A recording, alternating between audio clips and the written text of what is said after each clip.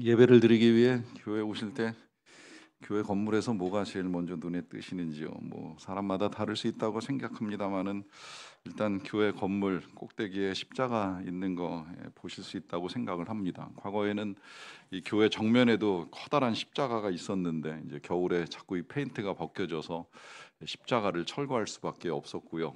그리고 이제 이쪽 옆에 이단지 방향에서 올 때는 이제 측면에도 큰 십자가가 하나 벽면에 붙어 있는 거 보실 거예요. 그리고 꼭 그렇게 이제 붙어 있는 십자가 아니어도 우리 교회 로고에는 이제 십자가가 빨간색으로 들어가 있잖아요. 그래서 어느 방향에서도 교회 로고 보면 십자가를 보실 수 있습니다. 그리고 본당에 들어오면 이제 정면에 뭐 본당뿐만 아니라 뭐 1층 이예배실에도 십자가가 있고 또 정면에도 이 본당 정면에도 십자가가 있는데 이제 이게 스크린으로 가려지면 이제 요 앞에 이 강대상에 붙어 있는 십자가를 보실 수 있다고 생각을 합니다. 교회는 곳곳에 십자가를 두고 있습니다. 왜 그럴까요? 이게 생각해 보면 로마 사람들의 눈으로 볼 때 이제 이게 미련한 것이다라고까지 표현할 정도로 이해할 수 없는 것을 교회가 이 교회의 상징으로 많이 사용을 합니다. 이해할 수 없다고 표현하는 것은 십자가가 원래는 당시에 이 형틀이었잖아요. 사람을 죽이는 틀이었습니다. 악한 죄수들을 십자가에 매달아서 죽이는 것이 로마의 처형 방법 중에 하나였습니다. 그런데 오늘날 교회는 이것을 이제 교회의 상징처럼 이제 여겨서 곳곳에 붙여놓기도 하고 달아놓기도 하고 심지어 뭐 개인에게 있어서는 이 십자가 모양을 목걸이로 만들어서 액세서리로 이제 사용하는 일도 있게 되는데 왜 이 한때 사형틀로 사용되던 이 십자가를 우리가 이토록 귀하게 여기는가 하는 걸 잘 생각을 해봐야지요. 뭐 다 아시겠지만 이 십자가는 예수님이 돌아가신 자리이고 예수님이 돌아가신 이 사건은 하나님의 사랑이 이제 가장 강력하게 나타난 사건입니다.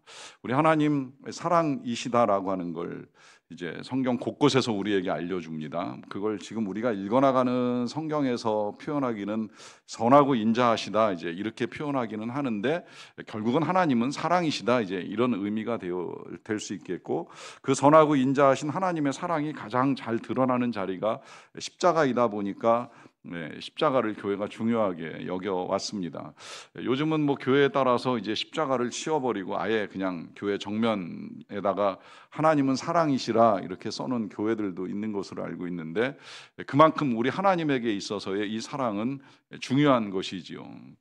문제는 이제 하나님이 사랑이시라 하는 이제 글도 읽고 또 말씀도 듣고 하지만 정말 그러한가라고 하는 이제 의문이 들 때가 많이 있습니다. 뭐 여러 가지 이유가 있을 수 있다고 생각이 드는데요.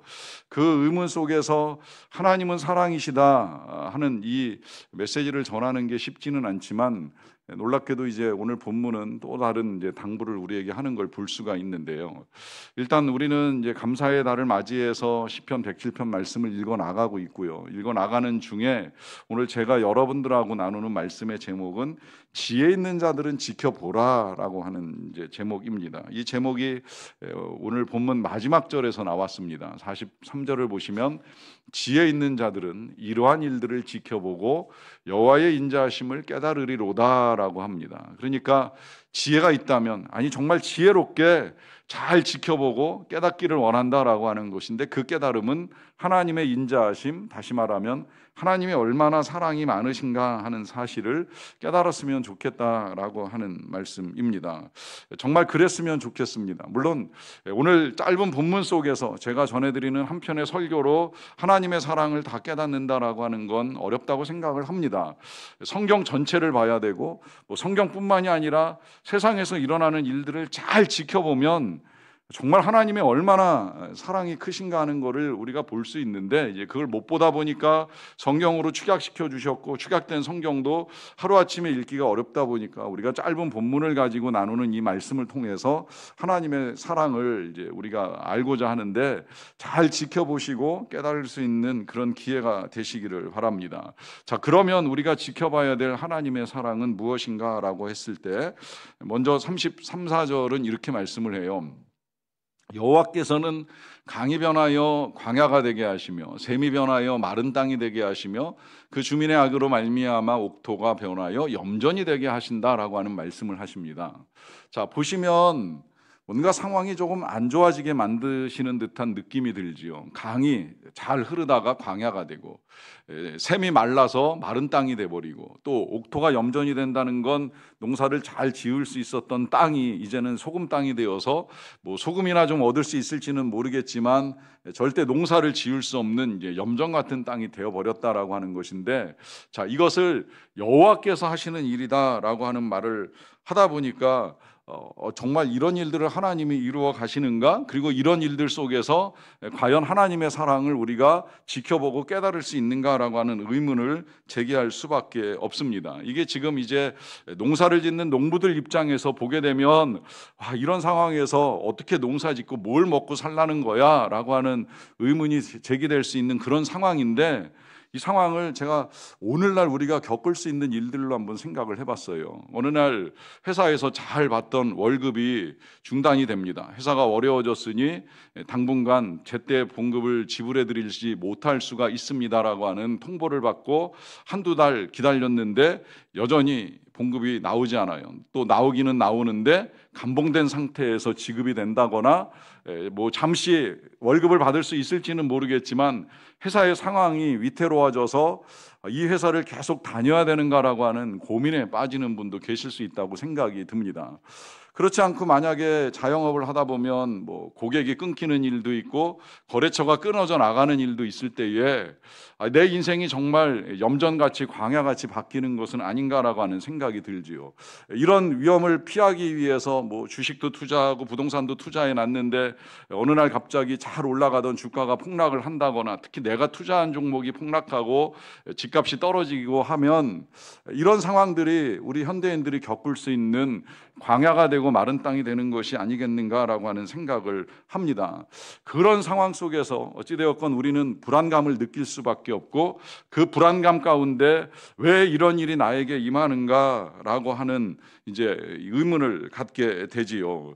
이런 상황들 사실 남들이 겪을 때는 피부로 안 다가오다가 내가 직접 겪게 되는 일이 될 때에 진짜 하나님이 도대체 무슨 일로 말미암아 이러한 일들을 이루시는가라고 하는 의문이 제기되는데, 그런데 그 이유가 사실 아까 읽었던 본문에 들어있기는 했었어요. 뭐라고 말씀을 하시냐면 34절에 그 주민의 악으로 말미암아 옥토가 변하여 염전이 되게 하신다라고 하는 말씀을 하십니다. 자, 주민의 악입니다. 이게 지금 처음에 주어는 여호와께서로 시작이 되다 보니까 하나님이 만들어 가시는 상황처럼 여겨지지만 실상은 그 주민들의 악으로 인하여서 벌어지고 겪을 수 있는 일들이라고 말씀을 하십니다. 제가 오래전에 한 2006년 정도 기억이 돼요. 그때 아프가니스탄으로 이제 단기 선교를 다녀온 청년의 고백을 들을 기회가 있었는데요. 그때만 해도, 그러니까 2007년에 이 샘물교회 배영규 목사님이 순교를 당하시기 전까지 아프가니스탄의 단기 선교가 전혀 불가능하지는 않았어요. 비록 그 나라가 이슬람 국가이기는 해도 선교사님들이 계셨고 또 선교사님들이 섬기는 그 지역에 와서 이제 선교를 요청하셨기 때문에 교회가 선교팀을 보내는 일을 하기도 했었습니다. 그때 이제 다녀온 청년이 했던 말을 이제 듣게 되었는데 이런 이야기 하더라고요. 공항에 내려서, 카불 공항에 내려서 이렇게 이제 차를 갈아타고 선교지까지 가는 동안에 그 땅을 보면서 너무나 놀랬다는 거예요. 세상에 어디 봐도 이제 순 모래 땅, 푸석푸석한 사막 같은 땅에 풀 한 폭이 제대로 구경하기 힘든 이 나라에서 사람들이 과연 어떻게 살 수 있을까라고 하는 이제 의문을 가지고 선교사님과 함께 이동을 하는데, 그 이동 끝자락에 이제 선교사님이 그런 말씀을 하시더라는 거예요. 이제 놀라운 광경을 목격하게 될 것입니다라고 하는 것인데, 지금까지 여러분들이 이제 보신 것과 전혀 다른 세상, 이제 이 버스가 곧 기독교 마을로 들어갑니다라고 하는데, 그 기독교 마을에 들어서자마자 지금까지 봤던 게 사실인가 하는 의심이 들 만큼 그 마을에 들어서는 순간 정말 놀라운 이 녹지와 이 농토를 보면서 이렇게 다를 수 있는가? 한 국가 안에 비슷한 위도와 경도의 자리를 잡고 있는 땅 안에서도 이렇게 메마른 땅이 있고 이렇게 잘 경작된 땅이 있다라고 하는 사실을 보면서 왜 그런가라고 하는 의문을 제기할 수밖에 없었다라고 하는 말씀을 들었던 적이 있습니다. 뭐 그 이유를 명확하게 우리가 다 설명할 수는 없지만 오늘 본문에 입각해서 우리가 이해를 한다고 하면 그건 주민의 악으로 말미암는다라고 하는 것인데요. 이때 이 주민도 여러분 이제 이런 표현들 때문에 우리가 어려움을 겪으면 내가 뭘 잘못했지 무슨 죄 때문이지라고 하는 이제 의문을 제기하는데 이 부분에 있어서도 실은 우리가 정말 잘 지켜보고 지혜롭게 깨달아야 되는 사건들입니다. 그것은 그 주민이 실제로 집단적으로 악을 행하는 경우도 있거니와 이 주민을 다스리는 통치자의 악으로도 이런 일들은 전 얼마든지 겪을 수 있다고 생각해요. 또 심지어 뿐만이 아니라 그 지역을 다스리는 통치자가 아니라 다른 나라의 지도자가 워낙 악하다 보니까 그 일로 말미암아 누군가에게는 정말 염전 같고 광야 같은 이런 고통을 겪는 일들도 얼마든지 벌어질 수 있다는 거예요. 결국 이 땅에서 우리가 인생의 여러 가지 어려움들을 겪는 이유 중에 하나는 누군가의 악으로 말미암아 그런 일이 일어날 수 있다라고 하는 것이죠. 제가 최근에도 그런 말씀을 들었어요. 열심히 제조해서 물건을 만들어 가지고 납품을 합니다. 그 납품을 하면서 거래가 잘 되다가 갑자기 거래처에서 지불을 중단해 버리는 거예요. 근데 그게 이제 한두 달 미루는 걸로 끝나면 다행인데 그게 쌓이고 쌓이면서 1년, 2년 되고 수억의 지금 환수받아야 될 거래 대금을 받지 못하니까 결국 이 회사에서는 여러 사람들이 월급을 받지도 못하고 어려움에 빠지는 일이 벌어지게 되는 것이죠. 물론 그 거래 기업의 상황도 있고 사정도 있겠지만 어찌되었건 누군가의 불성실한 채무 이행으로 말미암아 고통을 겪는 일들은 얼마든지 벌어질 수 있다라고 하는 것입니다. 이 모든 것들이 결국은 이 사람들의 악으로 말미암아 벌어지는 일인데 그러하기 때문에 우리가 지켜봐야 될 것은 이제 이런 상황들 속에서 우리 하나님이 어떠한 일들을 이루어 가시는가라고 하는 것인데요.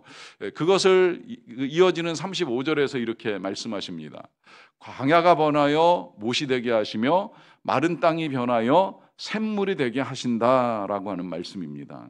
이게 진짜 이제 이 어려운 상황 속에서 우리 하나님이 이루어 가시는 선한 역사인데요.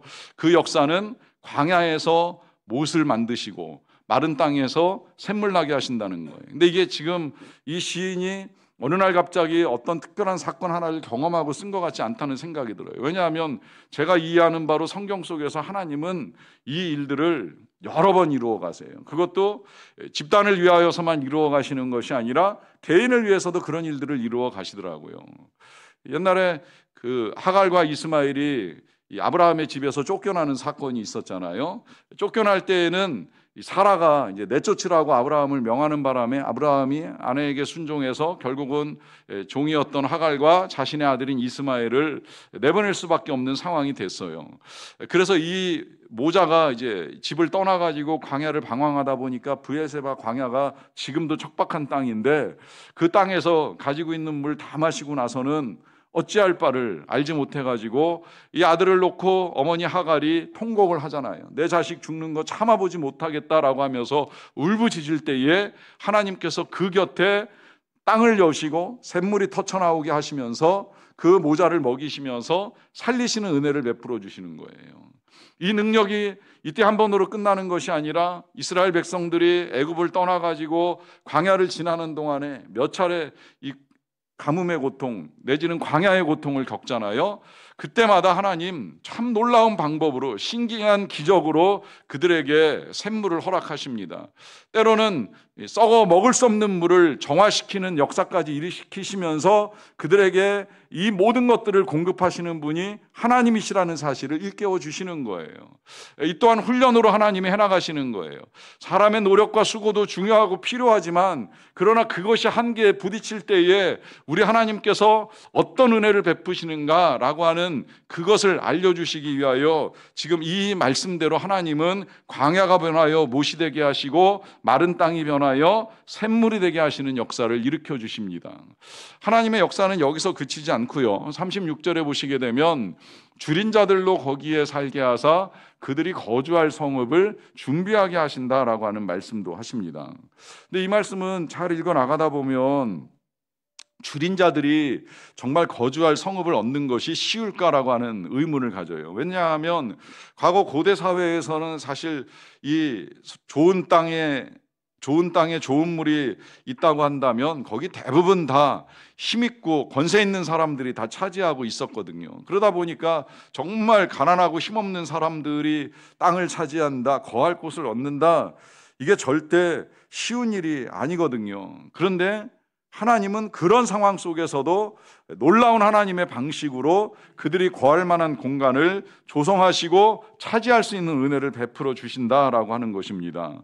그리고 이제 더 나아가면 37절에서는 이렇게도 말씀하시는데요. 밭에 파종하며 포도원을 재배하며 풍성한 소출을 거두게 하신다라고 하는 것입니다. 자, 여기 파종도 하고 재배도 하고 거두게도 하시는 은혜가 하나님께로부터 임한다라고 하는 것인데요. 물론 이게 이제 저절로 되지는 않지요. 하나님 처음부터 세상을 만드실 때에 인간을 지으신 이유 중에 하나는 경작할 사람이 필요해서 지으셨다라고 하는 말씀이 창세기에 있잖아요. 그래서 하나님은 사람들과 함께 이 경작을 하면서 이제 얻어지는 소득을 가지고 이 세상을 다스려 나가는 이런 일들을 하게 하셨는데, 그래서 사람들의 노동은 굉장히 귀하고 거룩한 일입니다.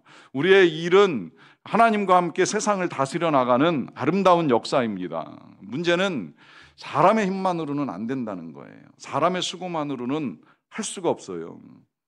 제가 금년에 지어진 농작물을 몇 개 받았는데, 물론 좋은 걸 갖다 주셔가지고 뭐 이렇게 이제 무도 어느 정도의 길이가 나오고 당근도 이제 어느 정도의 길이가 나오는 것을 받았는데, 그걸 주신 분이 사진을 보여주시더라고요. 사진을 봤더니 어떤 분은 한 반토막밖에 성장을 안 하고, 당근도 그런 당근 처음 봤어요. 반토막짜리 당근들인 거예요. 그래서 이게 왜 그런가 이제 여쭤봤더니, 금년 가을에 비가 엄청 많이 왔잖아요. 비가 오니까 이 뿌리 채소들이 뿌리를 내릴 필요가 없는 거예요. 뿌리를 내려가면서 이것들이 자라야 하는데 굳이 내리지 아니하여도 얼마든지 이제 물을 흡수할 수 있다 보니까 이것들이 자라다만 당근이 되고 무가 돼가지고 큰 걸 구하기가 힘들다는 거예요. 물론 그 가운데서도 이게 이제 땅을 잘 뭐 이렇게 도두고 해가지고 물이 배수되게 하면 좋은 무나 당근 같은 뿌리 채소가 얼마든지 거두어질 수 있다고 생각을 합니다. 그런데 아무리 그런 수고를 한다고 하더라도 하나님이 비를 내려주지 아니하시고 햇빛을 비춰주지 아니하시면 사람의 힘만으로 수확을 거둔다, 재배한다, 소출을 거둔다, 쉬운 일이 아니라는 거예요. 그러다 보니까 이제 사람들이 이걸 극복해 나가기 위해서 다양한 방법을 써왔잖아요. 과거에는 비닐하우스다 그래가지고 이제 겨울에도 이 비닐하우스 안에서 이제 농사가 가능한 시설을 만들어서 지금은 이제 완전히 딸기가 이제 겨울 작물이 돼버렸어요. 여름에 딸기 농사 하던 걸로 저는 기억하는데 이제 여름은 딸기가 완전히 비수기가 돼버렸잖아요. 자, 그것도 이제 부족해가지고 지금은 이제 스마트팜이라고 해가지고 아예 이제 계절에 구분 없이 농사를 지을 수 있는 과학화된 시설이 만들어집니다. 그래서 제가 농사를 잘 모르기 때문에 질문을 해봤어요. 이게 지금 그러면 스마트팜으로 모든 농사가 다 되는 건가요? 라고 하는 이제 질문을 해봤는데 답변은 그렇게 들었습니다. 이 스마트팜이 발달을 해도 할 수 있는 게 있고 없다는 게 있다는 거예요. 이게 왜 그런가 했더니 이 스마트팜 공장 세우는데 돈 엄청 들잖아요. 근데 거기서 배추 만들고 무 만드는 건 할 수가 없다는 거예요. 그 많은 투자가 필요하니까 고부가 가치, 예를 들면 뭐 정말 딸기나 뭐 파프리카 같은 이제 이런 거 아니면, 그리고 빨리 재배해서 소득을 올릴 수 있는 상추 같은 거 아니라면 시간이 걸리는데 돈이 안 되는 걸 위하여서 공장을 세우고 스마트팜을 만들어 간다? 쉬운 일이 아니라고 하는 거죠. 그러니까 인간의 수고, 인간의 노력, 더 나아가서 아무리 과학과 기술이 발달해도 한계가 있을 수밖에 없다는 거예요. 그 한계를 극복시켜주는 은혜를 베풀어 주시는 분이 하나님이시라는 사실이죠. 저는 이 사실에 감사합니다. 경험하셨겠지만 나이가 들어가면서 깨닫는 것 중에 하나는 우리의 한계잖아요. 한때는 우리의 힘으로 할 수 있어, 우리의 능력이면 돼, 우리의 지혜면 충분하다고 여겨왔던 그 많은 일들이 어느 순간 나의 힘으로 안 되는구나 라고 하는 걸 깨닫기 시작할 때가 하나씩 일어나잖아요. 우리 자녀만 하더라도 그렇잖아요. 이 자녀 내 힘으로 키울 수 있다라고 생각을 했었는데 이 아이가 어느 순간 사춘기가 되고 아니면 큰 질병에 걸리고 할 때 부모님들은 한계에 부딪히면서 결국 능력이 하나님께 구하고 기도할 수밖에 없는 우리의 한계를 인정하게 되는 것이지요. 여러분, 그런 상황 속에서 하나님은 자라게도 하시고 재배하게도 하시고 거두게도 하시고 변화를 일으켜 주시는 은혜를 우리에게 베풀어 주십니다. 이 하나님의 능력과 사랑을 잘 지켜보고 깨달으시라라고 하는 말씀을 하시는 거예요. 자, 그래서 하나님은 이런 은혜도 베풀어 주시는데요. 38절입니다. 또 복을 주사 그들이 크게 번성하게 하시고 그의 가축이 감소하지 아니하게 하신다라고 하는 말씀을 하십니다. 자, 하나님이 하시는 또 하나의 일은 이제 복을 주고 번성하게 하시는 일을 하시는데요. 자, 번성하게 하시고 감소하지 않게 하시는 것, 이게 이제 하나님이 우리를 위하여 베푸시는 또 하나의 은혜입니다. 번성이라고 하는 말은 아시겠지만 수가 늘어난다라고 하는 것인데 하나님의 계획 속에는 언제나 늘어나는 은혜가 있어요. 그래서 이 야곱이 집을 떠날 때 그 본인의 고백으로 지팡이 하나만 가지고 떠났는데 돌아올 때에는 2때나 이루었나이다라고 하는 고백을 하잖아요. 그 2때 해석에 따라 여러 가지가 있을 수 있는데 이걸 사람과 가축으로 나눈다면 야곱에게 있어서는 사람도 한때고요, 가축도 한때를 이루어 가지고 돌아옵니다. 가축이 워낙 많다 보니까 형님에게 줄 가축 한때, 자기가 소유해도 되는 가축 한때라고 해서 그렇게 2때로 나눠도 상관은 없는데 어찌되었건 빈털터리로 떠났던 이 야곱이 그 많은 것들을 늘려가지고 오게 하시는 하나님의 은혜를 힘입었다는 고백이에요. 근데 그런 은혜는 야곱에게만 나타나는 은혜가 아니라 모든 사람들에게 하나님이 베풀고자 하시는 은혜입니다. 제가 감히 이렇게 말씀드리는 건 하나님이 사람을 만드셨을 때 제일 먼저 하셨던 명령이 뭐예요? 축복이죠. 사실은 생육하고 번성하라, 땅에 충만하라. 이 사람들이 죄를 범하면서 그 악을 심판할 때에 홍수가 있고 난 다음에도 다시 하나님이 노아의 가족들에게 하셨던 축복은 동일했어요. 생육하고 번성하라, 땅에 충만하라. 하나님은 늘어나는 것, 늘려가는 걸 기뻐하시는 하나님이세요. 제가 그래서 생각해 보니까 과학자들이 우주가 늘어난다라고 하는 이야기를 하는데 그럴 수도 있겠다라고 하는 생각이 드는 거예요. 왜냐하면 하나님, 사람이 늘어나고 가축이 늘어나는 것을 늘 기뻐하시는 하나님이신데 그 하나님께서 우주의 팽창 막으실 일이 없겠다. 어떻게 측정되고 계산됐는지까지는 제가 알 수 없지만 그렇게 늘어나고 번성하는 것을 기뻐하시는 하나님이시라면 우주를 늘려가시는 것도 불가능한 일은 아니겠다라고 생각이 된다 하는 것이죠. 그런데 그런 하나님을 우리가 믿는다고 한다면 중요한 건 우리의 삶에 있어서도 얼마든지 그와 같이 늘어나는 은혜를 베풀어 주십니다. 그런데 문제는 그렇게 늘리시는 하나님을 신뢰하지 않거나 아니면 우리 스스로가 제한을 하는 것이죠. 그러니까 저는 우리나라 정책 중에 과거에 이 산하 제한을 했던 게 참 되게 안타까워요. 둘만 낳자 하다못해 가지고 잘 키운 딸 하나 열아들 부럽지 않다 하면서 계속 축소 정책을 세우다 보니까 결국 이제 우리나라가 인구가 감소하면서 인구 소멸 위기론까지 나올 정도로 위축되는 이것이 사람의 판단이지 하나님의 뜻은 아니었던 것이거든요. 사실은 계속 늘려갔어야 돼요.